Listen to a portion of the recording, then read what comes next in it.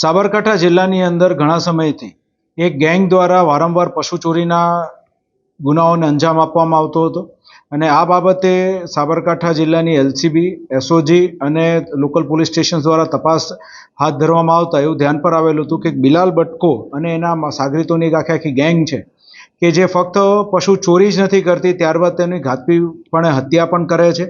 અને અગાઉ ભૂતકાળમાં અમદાવાદના સરખેજ અને નારોલ પોલીસ સ્ટેશનની અંદર એ લોકો ગૌવંશની હત્યા સાથે પણ જોડાયેલા છે.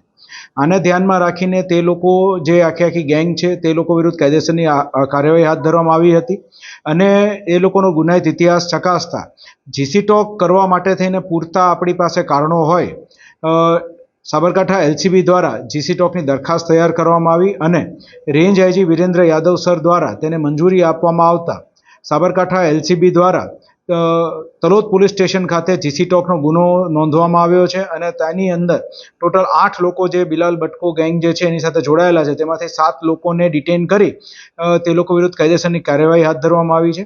આ ગુનાની તપાસ જે છે એ સાબરકાંઠા જિલ્લાના હિંમતનગર ડિવિઝનના ડીવાયએસપી AK પટેલ દ્વારા હાથ ધરવામાં આવનાર. આ આખી ગેંગ છે તેના પર ટોટલ 14 ગુના નોંધાયેલા છે અને ઓછામાં ઓછા આ લોકોએ 100થી વધારે પશુઓની ચોરી કરી હોય અને તે લોકોની હત્યા કરી હોય એવું અમારા ધ્યાન પર આવેલ છે. 2026-27 એડમિશન ચાલુ છે. ઓછા અભ્યાસે ઝડપી નોકરી મેળવવાની સુવર્ણ તક.